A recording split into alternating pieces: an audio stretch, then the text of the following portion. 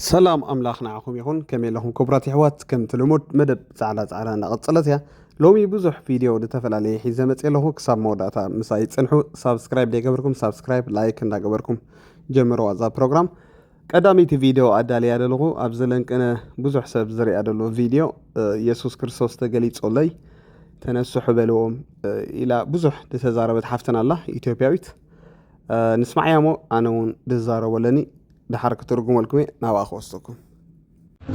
زاري عند منقرأت شو نقرأ له. أنتي بتأمل إنك تقلو عندي من ناقر إن الله بيمرقد علىك أمك. يسوع أيوت. لا تلون دموعي اللي قدي يجي يسوع عند أيوت منقرأت شو ما نفسه أيامني. مكيادم سلامي أقول أيامني. على ما منات شو أنا أفرد باتشو أمك. يسوع أيوت. ما تيجي الله يكون برا.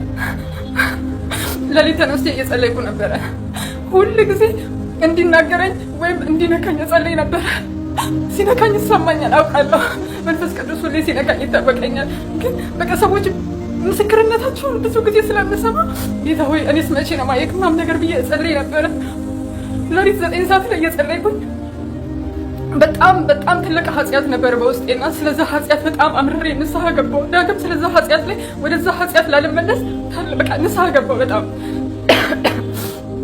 نسها قبونا كذا سلم وسط نمسأليو هلا كبرهان بسيقا أنا سلكي مزمور سلامة كفت بزوج زي قلبي تشونا برمنا على بعض سلكي هنا ربي سلكي نسوي سلكي أيضا عيني نشوفني على لوجا شنو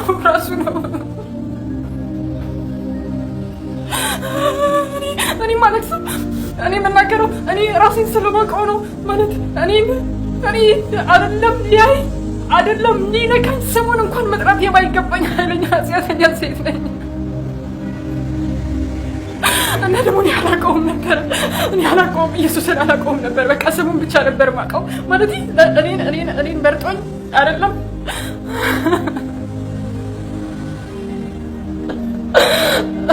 يا يود تلك نساك قبل بهرانو يا يود እግዚአብሔር ለካለበት ንጹሃን እንደሚፈልገው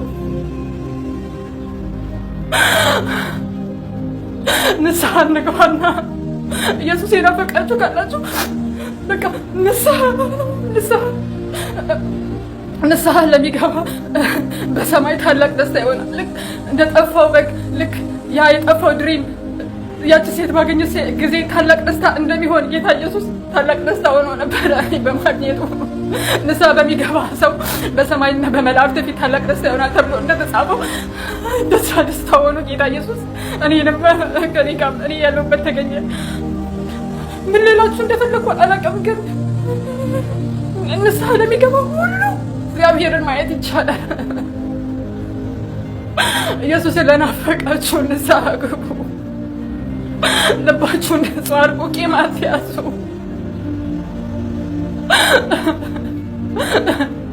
እኔ ፊት እንደምናገር ብዙ መናገር የምፈልገው ነገር አለ፣ ግን እንደምናገር አላውቅም። يا زا حفصنا أنت أتبللا أنا بزوج حتى أبدلن سبي حجي أمريرة دا بخون دا تنسح كوسي جزاء سلميته قال يسوع سين كل سبب نتقلت مسكرة تسمعني ربوزح جزية يسوع تقلت صلهم قال نسبات نعاك مع سيد قلت صلي لس كل جزية صلني رمو بزقونا يمتي برهان تقلت صليات بالمالتي حجي قال سبات كم زي تأمنوا قال اختلوا تخليهم أنا بتعمد أمن زي يسوع تقلت صلنا قال لهم دمسكروا مسلم قال بزحتي مسلمين بفلاي بزح جزية أنا ما رأيت أمن له أنا سي تقلت صليك هم قال يفلتني جن كقلت صليك ده شعيد لمن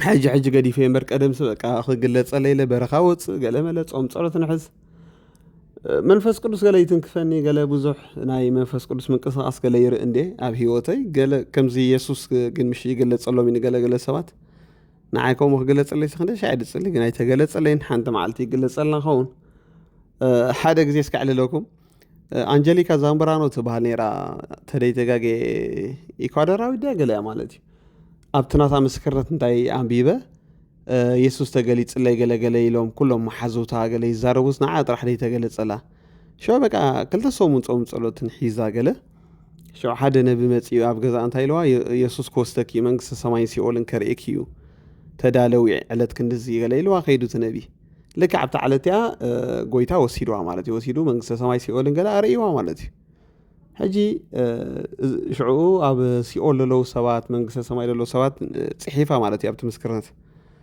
من سماي سيولن تنصوايا كونن قالو قال حجي سي قال سبات شعو نت مسكرنت أمنون أنا خبطهم لا أموني نيره يذكرن شعو دغرمكم سي 10 قال ملنا هون سبات صوم ጸሎትን ሒዝና ክንውሰድ በቃ ጎይታ መንግስተ ሰማይ ገለ ኸርኤና ግን በቃ ወላ ሓደ ኸይዱ መጽ የለን كلتا معلت دينا سمعلت تعصينا صوم ጸሎትን ድሕሪ ግን አይቀጸልናን አይተገለጸልናን ሆነ ኢየሱስ ማለት ግን ፈቲና ነርና ብለኩም እጅሲ ገለ ሰባት ከም ዝዕሽነት ገለ ይድመስቶም ተራእይና ገለ خلو خلو አታ ሰብ ኢየሱስና ይረአዩ ንቶማስ አይተገለጸሉ እንዲ ንዮሐንስ ከአይወሰዶ እንዲ ሳልሳይ ምሽ ወሲዱ ሰማያት ገላሪዮ ንጳውሎስን ምሽ ወሲዶ እሞንታይ ዳ ሕጂ ኣብዚ ግዜ ዝንድሕር ወሲድና ገለ ኢሉ ሰብሲ ትግረሙ ክወስድ አይካእሉ እንዲ ኢየሱስ ኣነ ማራ ይድገርመን ብፍላይ ናይ ሓበሻ ኤርትራው መንግስተ ሰማይ ሲኦል በጽሐ መጽ አምላኽ አርኢን እንድሕር ኢሉ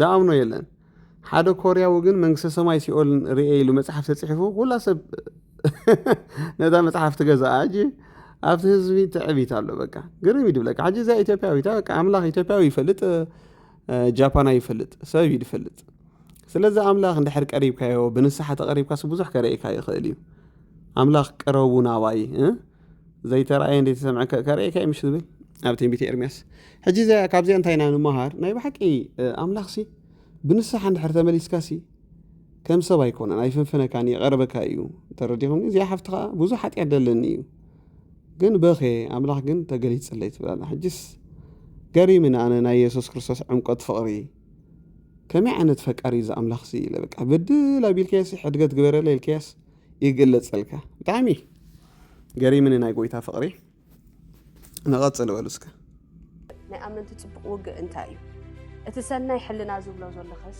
እንታይ እዩ ጽቡቕ ምሕሳብ ሰናይ ምግባር ዲ ወይስ ካልእ ሕቶ ኣለዎ ካልእ መልሲ ኣለዎ ካብ ክርስቶስ ተሰቂሉ ሞይቶ ሲውድዕ እዩ መስቀል ወጻኢ ኩሉ ምህሮ ሰማይ እንታይ ልሽምቦ እዚ ሕልና ዝሒዝካ ክትዋጋእ ከለኻ ንህይወት እንታይ በሃል ጽቡቕ ውግእ ካብ ጅምር ካብ ዓወት ብዝተባላሸወ ኣእምሮ ክትውዕወት ኣይትኽእል ኢኻ ቅኑዕ ሕልና ተባሪኸ ተፈዊሰ ጸዲቐ ዝብል ሕልና ተለካ በዚ እምነት እዚ ጽቡቕ ውግእ ኢኻ ትዋጋእ ኣፖስትለይ ሕጂ ድማ ተቐጻሊት ሕቶና ብዛዕባ ቀዳማይ ጢሞቴዎስ 1:18 ክሳብ 19 ዘለያ ኣታ ጢሞቴዎስ ወደይ ከም ተቐደም ተባህለካ ትንቢታት እምነትን ሰናይ ሕልናን ሒዝካ ብኡኡ ጽቡቕ ውግእ ምእንቲ ክትዋጋእ እዚ ኩሉ ትእዛዝ እዚ የማዕቁበካ ኣለኹ ገሊኦም ነቲ ሰናይ ሕልንኦም ደርብዮም ሲ ናይ እምነት መርከቦም ተሴራቶም ከላ ክብል ከለዉ ሲ ኣፖስትለይ እንታይ ማለት እዩ ናይ እምነት መርከብካ ክስበረካ ቴንክ ኣብ ኣኸለኺ ቀዳማይ ጢሞቴዎስ 1 እንዲያምሽ 1:3 ብብለይ ሞ 1:7 ከዓ ብብለይ ቀዳማይ ጢሞቴዎስ 1:3 ቀዳማይ ጢሞቴዎስ 1:7 እቲ ናብ መቄዶንያ ክኸይድ ከለኹ ገሊኦም ካልእ ምህሮ ከይምህሩ ወይስ ናብ ጽንጽዋያታት መወዳእታን ናብ ዘይብሉ ቁጽሪ ወለዶታትን ከየድህቡ ክእዝዝ ቴንክ ቀዳማይ እንታይ ዓይነት ትምህርቲ ተነዚሕለቱ ቤተ ክርስቲያን ጽውጽዋይ ዝክሮ እንዲኹ ካብ ክርስቶስ ተሰቂሉ ሞይቶ ሲውድዕ እዩ መስቀል ወጻኢ ኩሉ ምህሮ ሰማይ እንታይ ልሽምቦ ጽንጽዋይ ናይ ግዜ ጉዳይ ሰብካ እንዳነቕሓ ክመጽእ ፍቅድ 7 ነቲ ዝብልዎስ ወይ ነቲ ዘረድእዎ ዘስተውዕልዎ ከነሶምሲ መምህራን ሕጊ ክኾኑ እዮም ዝደልዩ እንታይ ማለት ነቲ ዝብልዎ ዘይረድእዎ ማለት 622 ይትሕጊ ዋላ ሓደ ሰብ ክገብሮ ኣብ ታሪክ ኣይከኣለን ክትረፍሲ ማቴዎስ 23 ጎይታ እንታይ ኢሉ ክትንክፎ ከማን ከቢ እቲ 622 ክጅምሮ ዘይግባእካ እንታይ መሲልኪ ክልተ መዓልቲ ፀኒሕካ እንድሕር ሓሲኻስ 621 كمان سي أفريسكا اللي خبلا ليه متنكافو مرات أزيوم كاي يسبكوا بتمسحب جنتلا بالكابو منات كاتيل ناتهم قولي خواتة كردوه كمان دي بقولوا سخاخة تيل كان كملوا سوري كولوس جني سبكوا نفسه بمس وايدك كان بعد زيوم كنت سبت رئيس همان همين يسن اسكندرية سنة تحت اللو 10 شمانت هذا 10 شمانت اللو أوكي هذا كان تايلهم تنسى موتان كمان حادي في إيدهم كمور جميل ሕጂ ንጢሞቴዎስ እንታይ ይብሎ ኣሎ ንስኻ ናይ ጸጋ መልእኽትኻ ሰሚዕካ ሕቀይ ኣረዳእዮም ዲሉ ናይ ጸጋ መልእኽትኻ ክርስቶስ ኢኻ ተማሂርከ ካብ በዓል መን ከም ተማሃርካ ዘክር ኤፌሶን 4:20 ንክርስቶስ ከም ዝገርኩም ኣይተማሃርኩም ኣሎ ከምዚ ኢኻ ተማሂርካ ተባሪኽካ ኢኻ ተፈዊስካ ኢኻ ብጸጋ ጸዲቕካ ኢኻ ብጸጋ ህይወት ረኸብካ ኢኻ ብጸጋ ርእሲ ኢኻ ብጸጋ ኣምላኽ ተቐቢልካ ብጸጋ እዚ ኢኻ ሰሚዕካ እዚ ሕልና እዚ ሒዝካ ክትዋጋእ ከለኻ ንህይወት እንታይ በሃል ጽቡቕ ውግእ ካበይ ጅምር ካብ ዓወት ገሊኣቶም ግን ኢሉ ንሕግጋት ግበሮ ዝብል ትምህርቲ ክምሩ ከለዉ ዘይገበርካ ሰብ ኢኻ ዘይወዳእካ ሰብ ኢኻ ከተማልኦ ዝግባእካ ኣሎ ኣምላኽ ካታተለካ ኣሎ ኩንን ኣእምሮ ሒዞም እዮም ክዋግኡ ዝፅዕሩ ዘለዉ ሕጂ ክልተ ኣመንቲ ኣለዉ ቸርች ክዋግኡ ዝፅዕሩ ምስ ዝግኡዝ ዓለም ኣካላዊ ዓለም ኮስሞስ ኤትኖስ ክዋግኡ ግን ገሊኦም ብኩንን ኣእምሮ ከም በደለኛታት ከም ሓጢአተኛታት ነቲ ሕጊ ኣምላኽ ክገብርዎ ምፅዓሩ ምስ ወደቑ ሰልፍ ራይቸስ እዩ ክስሙዕ ዘይብሎን ሰበኽቲ ምሻ ኣለዉ እዞም ሰለስተ ሰልፍ ራይቸስ ናይ ገዛ ርእሶም ፅድቂ ክገብሩ ዝደልዩ ደመን ኮንሽስ ሰይጣን ጥራይ ድብሉ ሲን ኮንሽስ ሓጢአት ገይረ ጥራይ ድብሉ በዚኦም ተመሊኦም ዞም ናይ ሕጊ መምሃራን ኢሉ ብዝተባላሸወ ኣእምሮ ክትውዕወት ኣይትኽእል ኢኻ ንስኻ ክልተ ነገር ሓዚሉ ናይ ጸጋ ምህሮምሽ ንስኻ እንታይ ቅኑዕ ሕልና ክህልወካ እዩ ቅኑዕ ሕልና ተባሪኸ ተፈዊሰ ጸዲቐ ዝብል ሕልና ተለካ በዚ እምነት እዚ ጽቡቕ ጌኻ ትዋጋ ካብ ውዱእ ስለ ዝኾነ ገሊኣቶም ግን ኢሉ እምነቶም ተሴራቶም ኣየናይ ብሕጊ ሙሴ እንዲኦም ምሽ ኣይከኣልካየን ኣይወዳእካየን ኣይፈጸምካየን ስለዚ እምነቶም ንኽዋጓዕ ዓቕሚ እውን የብሎምን ካብዚኣቶም ተጠንቀቕ ሕጂ ነዚኣቶም ኣበይ ንረኽቦም ዘንክል ተቐሚጥዎም ደሎ ኣብ ካልኣይ ቆሮንጦስ 3 ካብ 6 ክሳብ 19 ኣለዉ ምሽ እንታይ ድቕመጥ ናይ ክብሪ ኣገልግሎት ናይ ውርደት ኣገልግሎት ካብኣ ዝኸበረት ኣገልግሎት ዳዕብል ናይ ሞት ኣገልግሎት ናይ ህይወት ኣገልግሎት ናይ ጽድቂ ኣገልግሎት ናይ ሓጢአት ኣገልግሎት ናይ ባርነት ኣገልግሎት ናይ ክብሪ ኣገልግሎት ናይ ውድቀት ኣገልግሎት ንሕና ግን ነቲ ናይ ጸጋ ኣገልግሎት ኣገልግል ተሓድሽ ኪድ ኣሜን ንምንታይ ኣኸም ኢለሲ ኣብ ሓደ ቦታ ምሽ ንዛሕ ነይሩ ኣዳባይ ኣገልግል ተሓድሽ እንታይ ማለት ይዛረበኒ ይሰምዖ ይብሎ ይዛረበኒ ይሰምዖ ይብሎ በለኒ ይብሎ ይብሎ ሕጂ እቲ ሰብ ወላው ተኣገልግል ተሓድሽ ኪዳን ከኣል ትገበረናሲ ሰሚዐ ተዛሪበ ገለ ኣይኮነን እቲ ኣገልግል ተሓድሽ ኪዳን ገበርና ድል ኮንቴክስት ሓሊኻ ፖስቴክስ ፕሪቴክስ ነዚ ከዓ ኣብ መፅሓፍ ቅዱስ ዘሎ እምበር ኣየ ሓቢርካ ኮንኮረንስ ዘለካ ግን ኣብቲ መፅሓፍ ኣሎ እንታይ ኣየ ኣለካ ኣብ ካልኣይ ቆሮንጦስ እኮ ኣሎ ሳልሳይ ምዕራፍ ኣለካ እዚ ናይ ኣየ ጉዳይ ኣየ ከይመፀሲ AI ማለት ገና AI ዝበሃል እዚ artificial intelligence ከይመፀ ከሎሲ 30 ዓመት ዘገልግልናሉ መፅሓፍ እዩ ክትከታሓውዚ ምፍታን ማለት ሊተራሊ አለቲ ፈውሲ ኃይለ አምላክ መንፈስ ቅዱስ ዝገልገል ተፈውሲ ተኾነ ተአምር ተጋንተ 30 ዓመት ዘገልግልና ሓድሽ ነገር ሲላን ማለት ኣብኣና ባያ ካብና ባያ ትቃላዕ ደላ ተጉዳይ ስለዚ ናይ ሕጊ መምሃራን ንሰብ እንታይ ሕልና በሉ ሕማቅ ሕልና ክዕወት ኣይገብሩን ጽቡቕ ሕልና ማለት ተባሪኸ ተፈውሰ ርእሲ ኮይነ ድብል ሕልና ከውድእ እዩ ዋው ሶቲ ክርስቶስ ተሰቂሉ ሞቱ ተስዩ ዝወድኦ ነገር ምረዳእናሲ ሰናይ ሕልና ንሱ እምበር ብዛዕባ ጽቡቕ ምሕሳብን ብናይ ዓለማዊ ምሕሳብን ኣይኮነ ዋው አሜን እግዚአብሔር ያ ጽቡቕቲ መብርሂ ሃዋርሕነሽም ቀጽሎ ባርኽዎ ናይ ባዕቂ ለንቀነ ድገብሮ ደሎ ዝሓፂር ቪድዮ ሲ ንብዙሕ ሰብ ሕቶታት ይምልስ ኣሎ ያ ምክንያቱ ክንደይ ሰብ ነቲ ቃል ኣምላኽ ምቃል እናወሰደ ጫፍ ጠቕስ ወሲዱ ናብ ካልእ ሃለውሎ ስለ ድኸይድ መምሃራን ከምዚ መፅኦም ከብርህዎ ጽቡቕ እዩ ስለዚ ደዕግብ መልሲ ኣፖስትል ሕነሽም ሃዋርያ ሕነሽም ናይ ኣምላኽ ሰብ ኣይኮነን ሓሳቡ ሃዋርያ እዩ ገለ ድብሉ ሰባት ኣለዉ ኣይትእመንዎም ኣነ ክነግረኩም ሰብ እዩ ክጋገ ይኽእል ሃዋርያ ሕነሽም ፍጹም ኣይኮነን ሃዋርያ ሕነሽም ናይ ኣምላኽ ሰብ እዩ ኣነ እሱ ክሕጎሰለይ ገለ ኢለይኮንኩን ተረዲኻ ኣለኻ ካብ ቀደም ድብሎ ዝነበርኩ እዩ ምንም ተቐይረ ነገር የለን ከም ሰብ ግን ክጋገ ይኽእል እዩ ሓደ ትምህርታት ገለ ሰብ እዩ ኩሎም ክጋገ እዩ ማለት እዩ ሃዋርያ ሕነሽም ግን ናይ እግዚኣብሔር ሰብ እዩ ስለዚ ኣብዚ ናይ ኣምላኽ ሰብ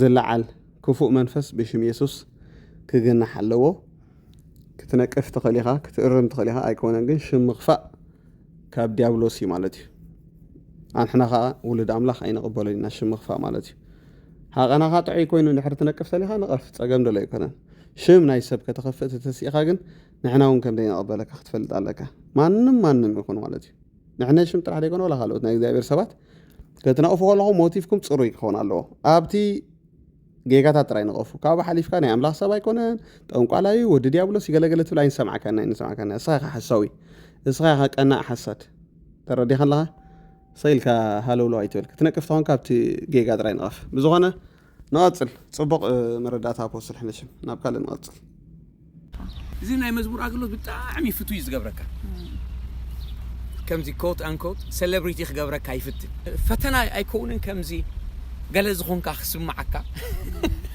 مسكين تاي نلبس خصن تاي تمخريا كمل كي تنبري أنت إذا زمرك سنتاي كجمر كلهم مزمور إذا حجبت حيوز الأخو كبت إحنا بالكي كون زميره قد تبلب بيز فساسة فقر عملاق إذا زمرن نيرو نعاي خاز زمر بك أنا تاز تردعت إن فقر عملاق إذا زمر سيدا حسيبي كون جنزب حسيبي كون عد خيري لي كون زخول كي حسبكو جن تاز تردعت إني قبل بيز فساسة فقر عملاق ساعة زمرن نيره حجي السوي مثلاً نعي اتمسرتاوي نجر دجنا كابي كم استبجس كابي كم زل على كاجزي عبير كله معلت محساب طبوي داويت مس جولياد مس جت أمس قلت إفو داويت الفقة لنا تبع له خلو كله معلت جن كابا فهم بس عند بنزل حنا أملاخينا بلاقي ولا نجولياد جت مونيرونا تمالي مذكر بدعم طبوي إلى إذا حسب دجنا نحنا معي تأملاخينا نحنا أقل تأملاخ نحنا باروت أملاخ إنامبر كم زي سيلبريتي قال عايكونان مخنياتو أخو مزجبرنا نيرأسنا نبلو والحنت نجار يلا كله خابي وخين لنا بويو وتزلنا ونعويو سلاز زي أنت دا تردياتنا منم كم زي كنا خردنا يقلنا سبات التقيع ما يتقيع سبات عجبوا مخا منم زي قد سكاسب كتكون تدا أخوينك مسرتك قداسي أبي خاطر طويلك أفقر أملاخ دي خاطر طويلك ويس نقلت قمتاتي خاتبة جيس كذا لخا السو مسرتاوي أملاخ كأخول معلتي هاقنا أنا إزمزن سلازي أنت رأى هاقنا أنا نقلت قمتات كوينو حجون نزي أمس معنا يتطويلنا لبنا نفتشو كما حلال فوز للمسج مالتي أنا جن كل جزء إذا حسب زت جبر اللي سبنبر قال خمس خونكو حسيبي فلتني محرت زبز حلي سبنبر برأسي زبز أحكو نجر كم زلني منهم حسيبي يفلتني كل معتي محرت أملاخ إنا أجرمني زنبر سبي أملاخ مسكن مش بتعبيت وريقو قصع انسسا خوينو سي كتنقض لنا نجر عابي نجر زي معناته دهنتنا وحنت صبح شمشم قبل خل أنا ندحري لنا درفتي كنا قبل بخا أنتي يسمعك خميت تقبر أنتي تنقل لك كم زي سوسي قلت صلحت تي ما بقسي ناتكا تي قبل بخا استنكفك فقري نسو تدي كوينو قصال نتي بلك ابكال صقاتاتون ولا قال اختريو خلها كجمرو خلو بحيل بنهري دجمرو سبات አለው ግን ከቆጽሉ ዘይካል አብ ዘመንና ሙሉ ዝራአና يوم مالتي انتاي مبغس يوم يوتي هركب أملاخ كوين جينين كاب أملاخ زخونة غريس نعرض أخوين تطويب بشين داوس خير أملاخ قلنا تزبي حدا معلتي أمكرو زميرو متان كوتس ويدما بشنكتو تتأنا نعمتان كوتس ويدما بقبلو نمدحان متان كمتس ويدما بقبلو خفوة اسمتان عافيوناتان سوسنا مزمور أمبرز بالأمنة دلنا كم يخرديتنا كابانا زخونة إلا خد صعرنا زخونة إلا حقيقي لنا صعرنا له مزمور إلا سيمبل أما نقدرنا خدنا متس نتسألنا متس موسيقى أمس حزنا يمتس ناسبخنا يمتس مزمور سي نعناس سئل زفسس نجاري سلازي أي قارتني دما مغنياتو كابيو نابيو سلان فلت مالتي يجي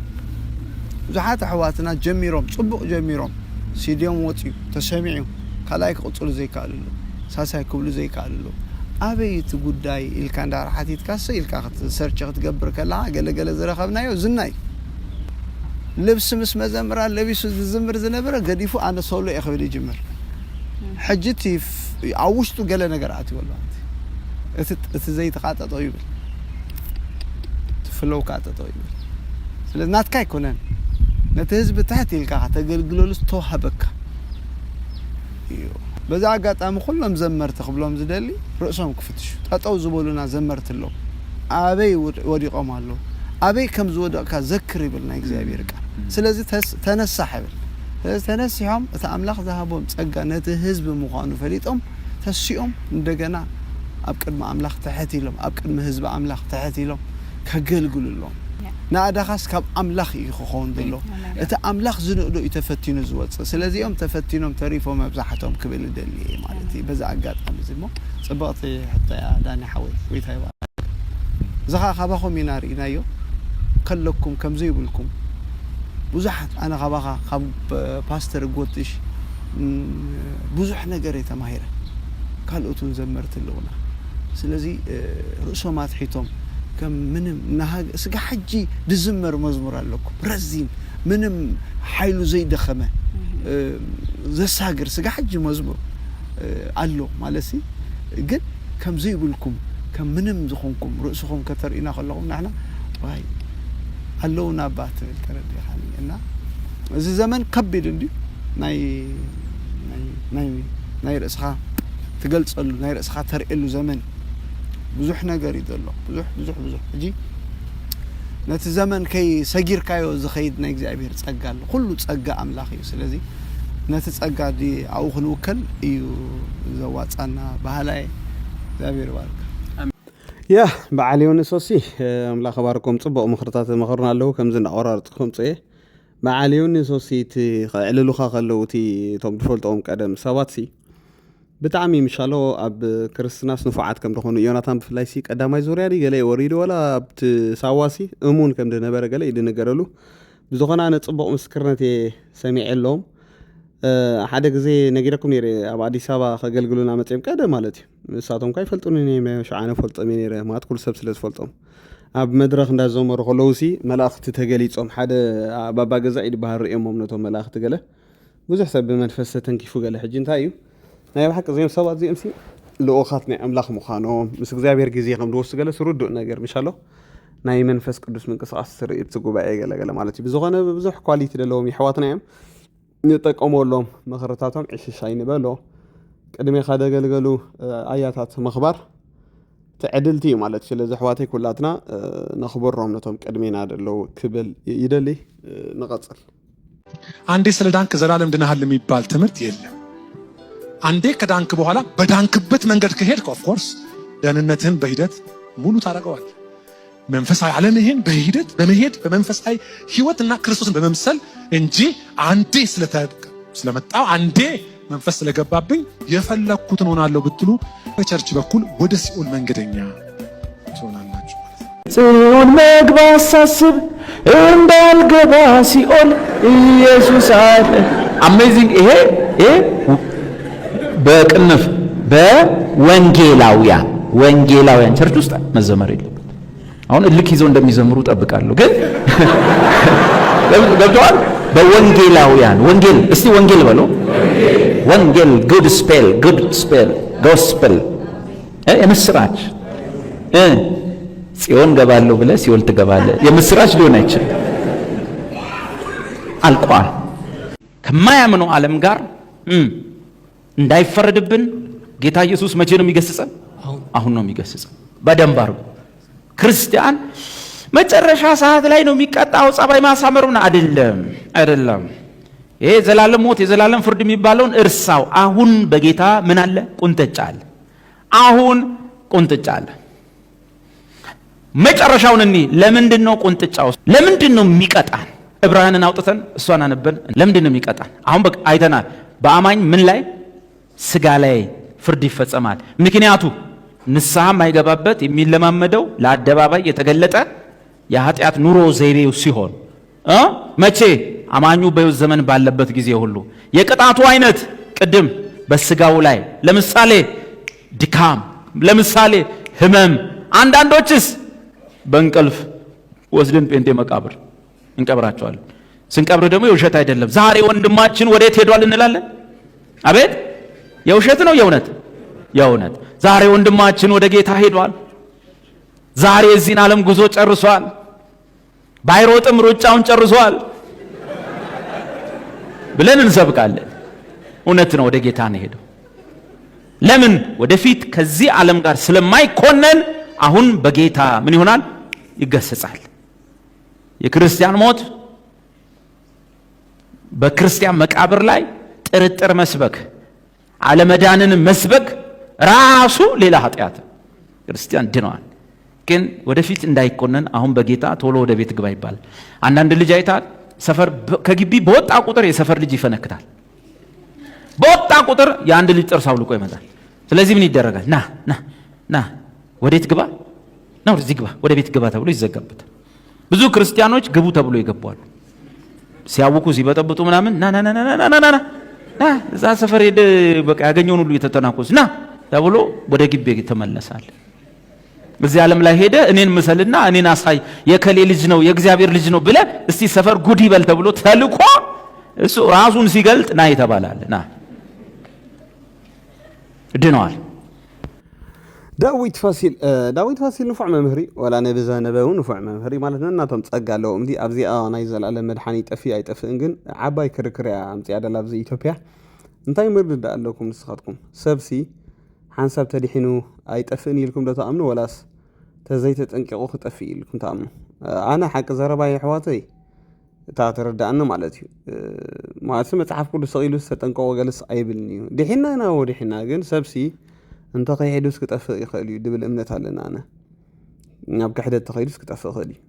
ብፀጋ ዲሒና ኢና ዲሒና ኢና ዝገበርናዮ ነገር የለን። ግን ፀጋ ኣምላኽ ተገሊፁ እዩ እሞ ኢልካ ስኢልካ ዕሽሽ ትብል ትኸውን ካብ ሂወት ሲ እሞ ንምንታይ ዳሞ መፅሓፍ ቅዱስ ንቑሑ ተጠንቀቑ ትግሁ ናብቲ መጀመርታ እምነትኩም ኣቐልቡ ገለገለ ብለና መሽ ናብነት ሲ ዘመውታ መናዘር ግብረ ሰዶም ገለስ መንግስቲ ኣምላኽ ይኣትውን ይብል ሕጂ ሓደ ሰብ ኣነ ዲሒነ ኢሉ እንድሕር ግብረ ሰዶማ ኮይኑ መንግስቲ ሰማይ ይኣቱ ማለት ድዩ? ሕቶ እዩ ድኾነካ። ምክንያቱ ግብረ ሰዶማውስ ፍፁም ኣይኣቱን መንግስቲ ሰማይ ይብለካ። ስለዚ ዲሒነ ኢሉ እንድሕር ሓደ ሰብ ግብረ ሰዶማ ኮይኑ ሲ ይኣቱ ይተልካ እሞ ኣይኣቱ ይብለካ ለው ገላትያ ንመና ክንኣምን ኢና ክንብለካ። ኣነ በዛ ነብሰይ ሰብ ዲሒነ ኢሉ ኣይጠፍእኒ ኢሉ ከኣምን የብሉን እየ ድብል ማለት ዲሒና ኢና ግን ኣብ ድሕነትና ከዓኒ እንድሕር ዳ ሸለል ንብል ተኮይና ንፃወት ተኮይና ሲ ጥፋኣት ኣሎ ኢለ ዳ ምናነ ኣሕዋተይ እነ ወይናትኩም ምርዳእ እንታይ እያ ኣብዚኣ እስከ ኮሜንት ግበርለይ። ዳዊት ሮ ፅቡቅ ኣሎ ትብሉ ወላ ዘነበ ኣብ ኮሜንት ሓሳብኩም እስካልእ ሰብካ ክመሃረሉ እንታይ ምርዳእ ኣለኩም ኮሜንት ግበሩ። ንቐፅል። መወዳእታ ዘመን ክበሃል ከሎ ኣብ ኣእምሮና ዝመፀና ወይ ዝሰኣለና ሓደ ስእሊ ኣሎ። ውግእ ወረ ውግእ ምዃን ሓው ኣብ ልዕሊ ሓው ክትስእ ጥሜት ክኸውን ጥፍኣት ክኸውን እዚ ብምሉእ እዩ ዝሰኣለና መወዳእታ ዘመን ክበሃል ከሎ። እዚ ብምሉእ ግን መወዳእታ ዘመን ኣይውክልኒ። መወዳእታ ዘመን ብሰለስተ ሓሳብ ተኣሲሩ ኣሎ። እሱ ድማ ፍጻመ ዕድመ ቤተ ክርስቲያን፣ ምምንጣል ቤተ ክርስቲያን፣ ምምፃእ ክርስቶስ። ፍጻመ ዕድመ ቤተ ክርስቲያን ስፔሲፊክሊ ዕለት ሰዓት ታይም ዓመተ ምሕረት ወርሒ መጽሓፍ ቅዱስ ኣይዛረብኒ። ፍጻመ ቤተ ክርስቲያን ምምንጣል ቤተ ክርስቲያን እውን መዓስ ምዃኑ እንታይ ኣይገብርኒ ኣይዛረብኒ። ምምፃእ ክርስቶስ እውን መዓስ ምዃኑ እንታይ ኣይገብርኒ ጊዜ እዩ። መዓስ ምዃኑ ንፈልጥ ኢና። ዓመተ ምሕረት መዓልቲ ወርሒ ኣይንፈልጥን ኢና። መዓስ ምዃኑ ግን መጽሓፍ ቅዱስ በዓል ነጊርናል። ወንጌል መንግስቲ ናበይ ናብ ኩሉ ምስ ተሰብከ ኢሉ ኣይኮነ እንዲ። ስለዚ ወንጌል መንግስቲ ናብ ኩሉ ምስ ተሰብከ ሽዑ እንታይ ክኸውን ኢሉ መወዳእታ ክኸውን። ስለዚ ውግእ ወረ ውግእ ንመወዳእታ ዘመን ክውክል ኣይክእልን። ካብ ጥንቲ ዝነበረ እዩ። ጥሜት ዝነበረ እዩ። ስደት ዝነበረ እዩ። ሞት ዝነበረ እዩ። ጥፍኣት ዝነበረ እዩ። መንግስቲ ኣብ ልዕሊ መንግስቲ ዝነበረ እዩ። መወዳእታ ዘመን ግን ዝውክሎ እንታይ እንድሕር ኢልኩም ንስ እዚ ሰለስተ ሓሳብ እዩ። ንምንታይ ክትፈልጦ ስለ ዘይትኽእል። ስለዚ ኣብ ኣእምሮና ክሰኣለና ከሎ ሱዳን ክትበኣስ ከላ ወይ ዝኾነ ኣብ ጥሜት ክኸውን ከሎ ኣብ ዝተፈላለየ ቦታ እቲ ግዜ እኮ ኣኺሉ ንብል ኖ ኖ ኖ ኖ እቲ ግዜ ድሕሪ ዕርገት ክርስቶስ ኣኺሉ እዩ። ኣሚን ባበሉ ንበጀኹ ክርስቶስ ምስ ከደ ድሕሪኡ መወዳእታ ዘመን እዩ። ስለዚ ኣነ ንስኻትኩም ኣብ መወዳእታ ዘመን ተፈጢርና ኣብ መወዳእታ ዘመን ንነብር ኣለና። ኣብ መወዳእታ ዘመን ከዓ ነገልግል ኣለና። ስለዚ መወዳእታ ዘመን ክኸውን እንፅበዮ የብልናን። ምን ጣዕሻ ኣምላኽ ምስ መፀ ጥራይ ዝመስለኒ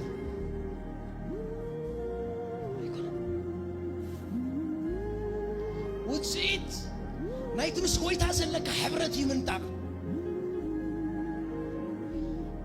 ምንጣቕ ኣብ ክልተ ይኽፈል ኣብ ክንደይ ይኽፈል ኣብ ክልተ ይኽፈል ፐርሰናል ምንጣቕ ኣሎ ጀነራል ምንጣቕ ኣሎ እሱ ክርስቶስ ምስ መጽ ሓባራዊ ምንጣቕ ፐርሰናል ምንጣቕ ግን ካብቲ ስኻ ምስ ጎይታ ዘለካ ሕብረት ዝተላዕለ እዩ ዝውስኖ ውፅኢቱ ስቲ ምስ ጎይታ ዘለካ ሕብረት እዩ ክትንጣቕ ዝገብረካ ነዚ እኮ እንታይ ኢሉ ሄኖክ ኢሉ እንታይ ገበረ ምስ ኣምላኽ ተመላለሰ ሞይሉ ኣምላኽ ወሲድዎ እሞ ኣይተረኽበን ሄኖክ ውሰድ ዝኸኣለ ክንጣቕ ዝኸኣለ እኮ ምስጢር ካልእ የብሉን እንታይ ዳ ኣምላኽ ዝወሰደሉ ምስጢር ምስኡ ስለ ዝተመላለሰ እዩ ወታ ምንጣቕ ሊላ ኣይኮነን ብራዘር ምስ ኣምላኽ ዘለካ ሪሌሽንሽፕ እኮ እዩ ክትውሰድ ተደሊኻ ልገብንዶ ጥበቕንዶ ነዚ እኮ እንታይ ዲሉ ታታታታካዲ ኣግጃላ ባጋዳባያ ነታ ኣነ ብክርስቶስ ክኸውን ዝተረኸብኩ ኢሉ ምእንቲ ክረኽቦ እንታይ ይገብር ኣለኹ ንቕድሚት ክደፋ ኣለኹ ሰብ ምስ ጎይታ ዘለዎ ሕብረት ጠሚሩ ንቕድሚት ክደፋ ኣብ ዝጅምር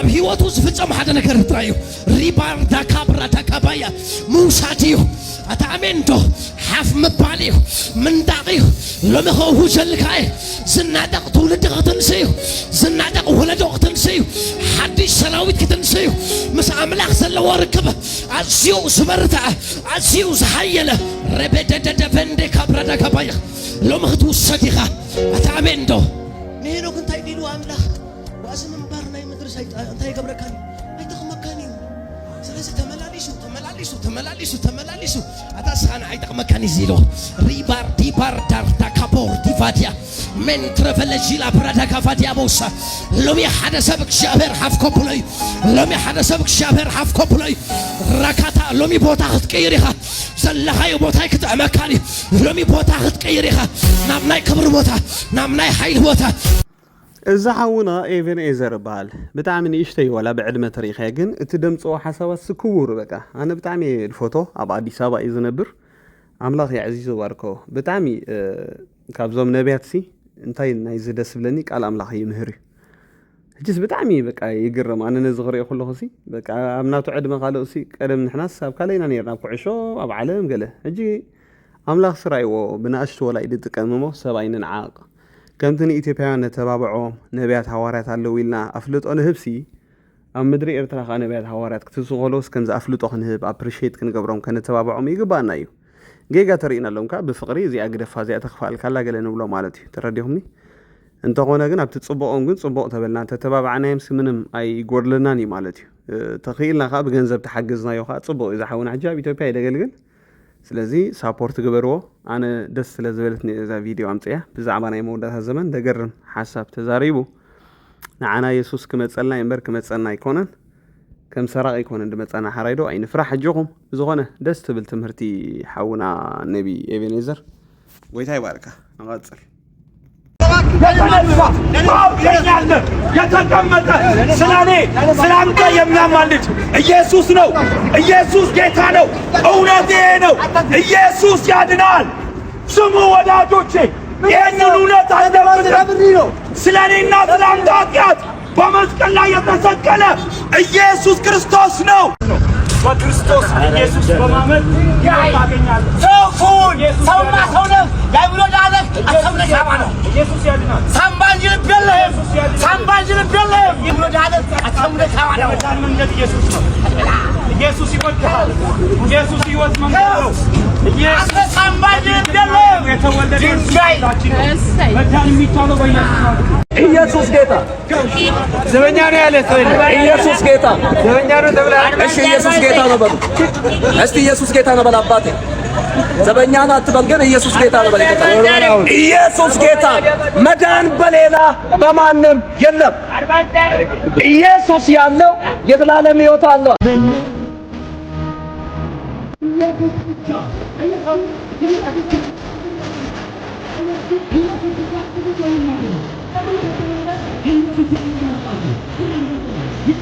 ኢየሱስ ይበላል። ኢየሱስ የሚጠጣ ውሃ ነው። አታሹፊ ጌታ ይቅር ይበልሽ። በኖህ ዘመን እንደዚሁ እያሾፉ ነው የጥፋት ውሃ ድንገት የመጣው። ድንገት እንዳትጠፋ ይሄንን ቃል እግዚአብሔር ለፍርድ አያደርገብህ። ይኸው እጁን ይኸው የብልግና ስድብ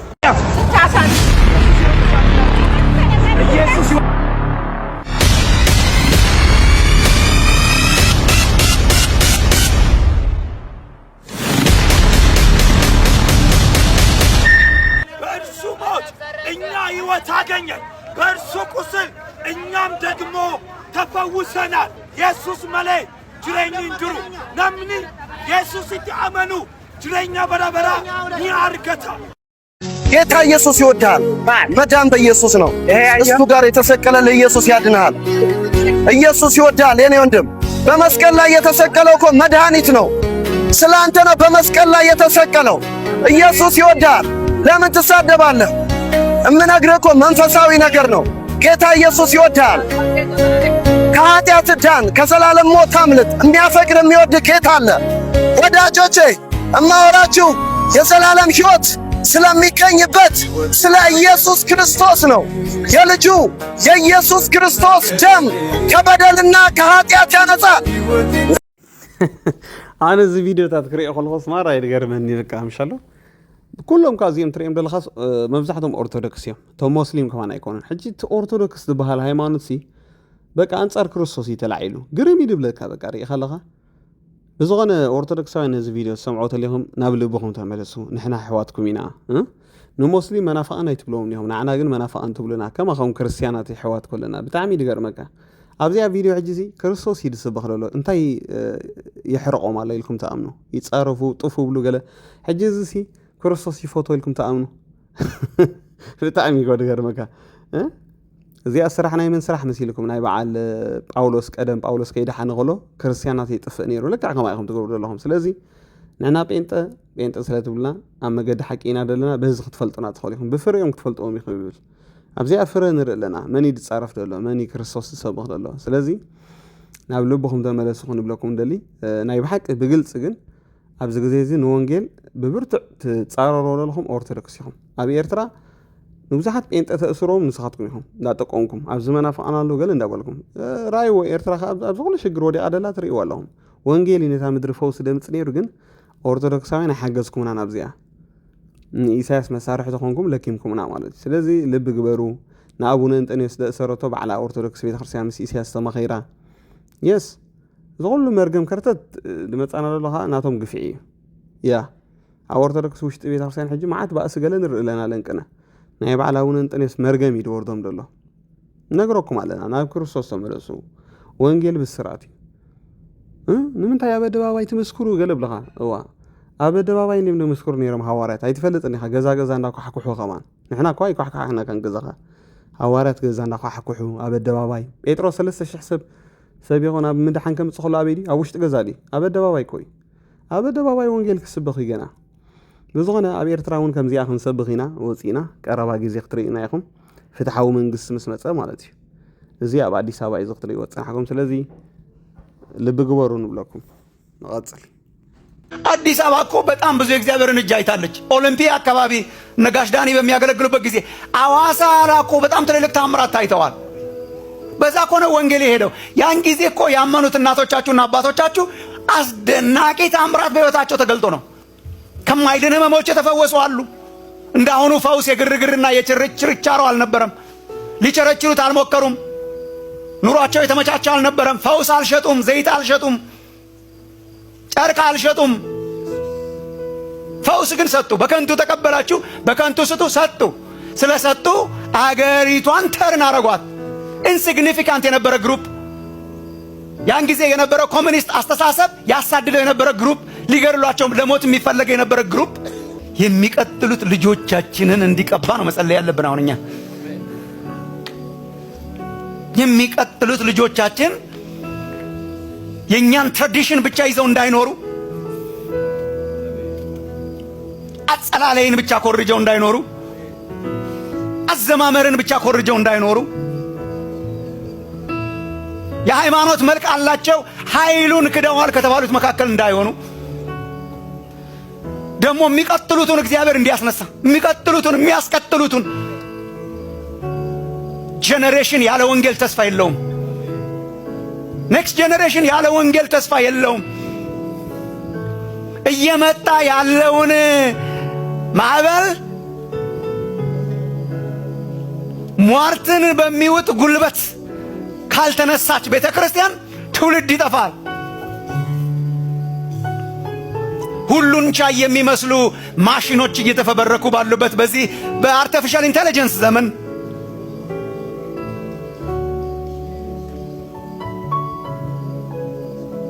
ሰውን ከቴክኖሎጂ ከኤአይ ጋር ቀላቅሎ ሱፐር ሂውመን የመፍጠር ቴንደንሲስና ሳይንሶች በፍጥነት እየተራቀቁ በመጡበት በዚህ ዘመን ሪሊጅን እየተጫወትን አንችለውም።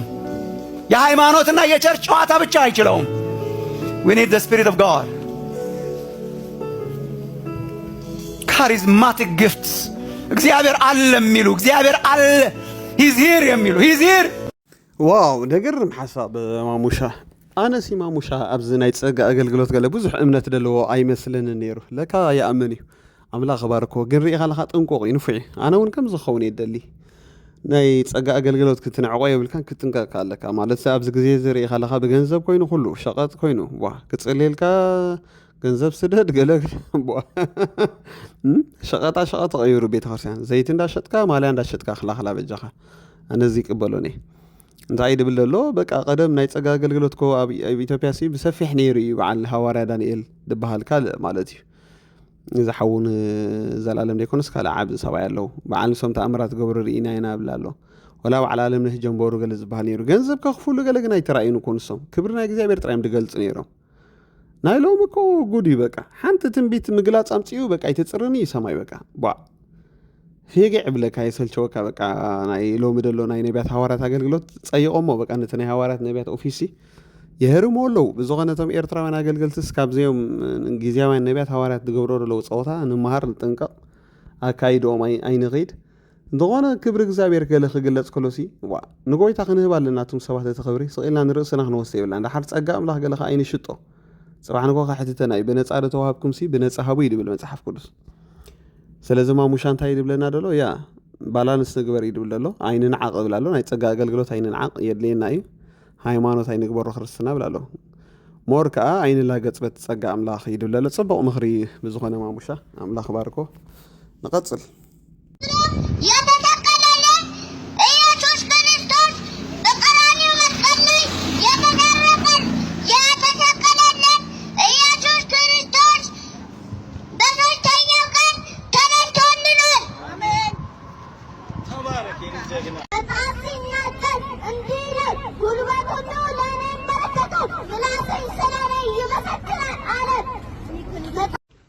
ከቆሻሻ ማልቲካ እንዳበላ ከመሬት እንዳበላ በጌታ ጠብቃት፣ እኔንም ጠብቃት፣ ጠብቀኝ በጌታ ተባረክ። ሃሌሉያ በጌታ በኢየሱስ ሃሌሉያ ሃሌሉያ ሃሌሉያ በጌታ ኢቴን ጠብቃት፣ እኔንም ጠብቃት፣ ኢቴንም ጠብቃት። ፀሐይ ላይ እንዳትወጣ ውጭም እንዳትወጣ እግርን ሳድገን ናላሳዝንግን አሳድገኝ። አሜን አሜን። ብር አትፈልግ፣ በዚህ ዘመን ወርቅ አትፈልግ። ከሁሉም የሚሻለው የእግዚአብሔር መንግስት ፈልግ። የእግዚአብሔር መንግስት ተመኝ። ስማ ቃሉ ራሱ ሲናገር እንደዚህ ይላል እኮ መንግስቱን ፈልግ፣ ሌላ ሁሉ ይከተልሃል። ኣምላኽ ሲ ራእይዎሞ ብምንታይ ከም ትዛረብ እዚኦም ህፃውንቲ እዮም። ኣነ እንታይ እዛ ቪድዮ ምስ ረኣኽዋ ተገሪመ ኣምላኽ ሰብ ኣይስእኒ በቃ ብዘመኑ ንሕና ወላይ ንላእኸ ኒና እንብተብልና ህፃውንቲ ገይሩ እግዚኣብሔር መልእኽቲ ከብፅሕ ይኽእል እዩ።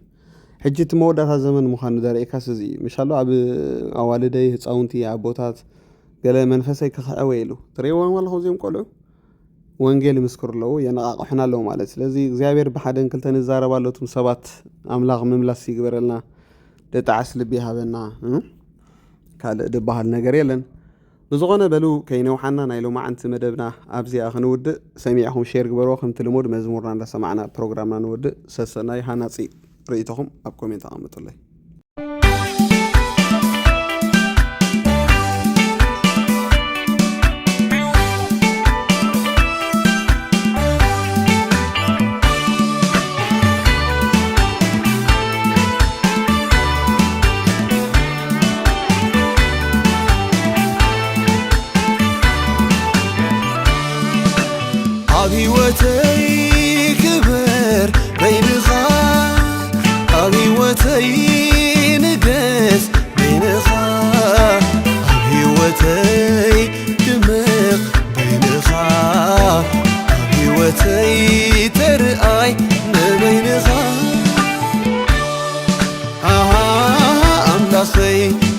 كبرلي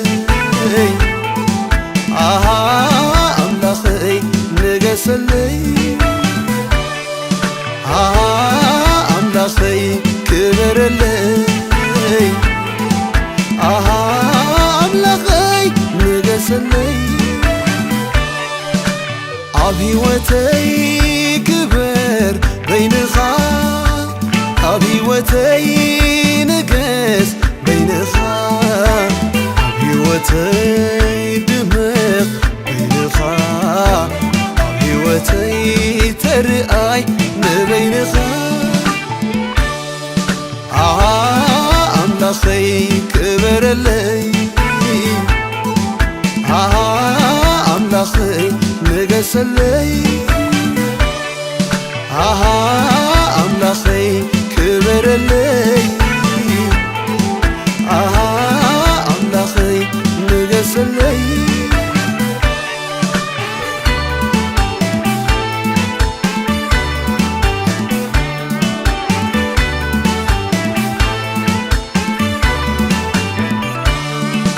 نبين غاب حتى كله هوتي نبين غاد مغلو عقل قلوتي نبين غامر حني زمني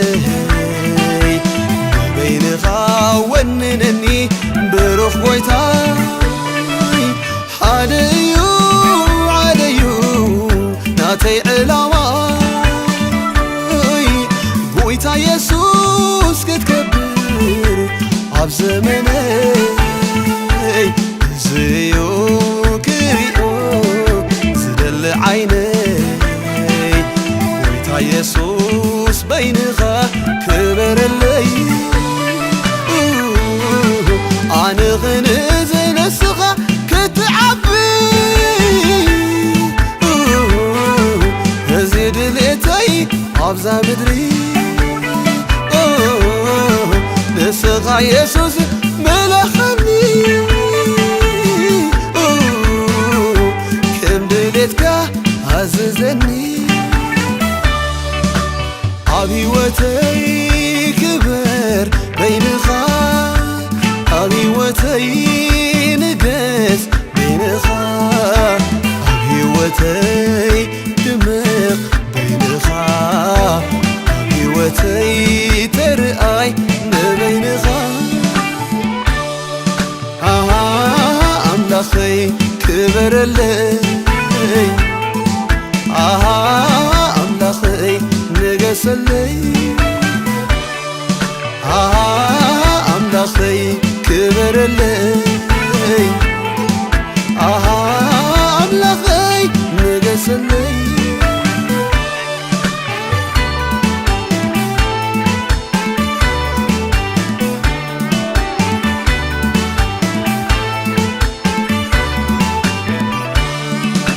نادى سباد يسوسي يترفني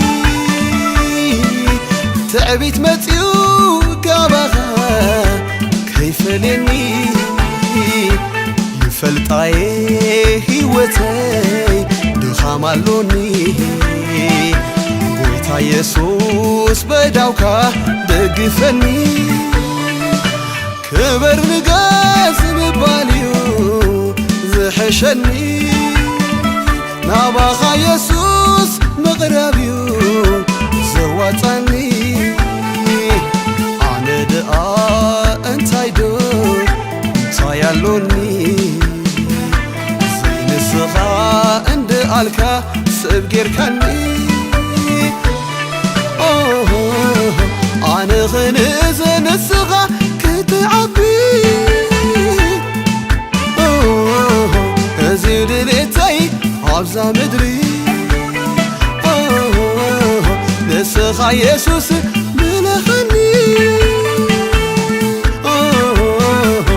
كم دليتك عززني عبيوتي كبر بين خال عبيوتي نقس بين خال عبيوتي دمق بين خال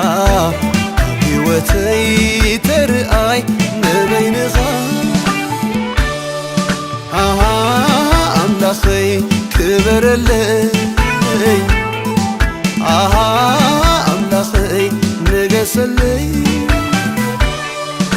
አሃ ኣምላኸይ ክበረለይ አሃ ኣምላኸይ ንገሰለይ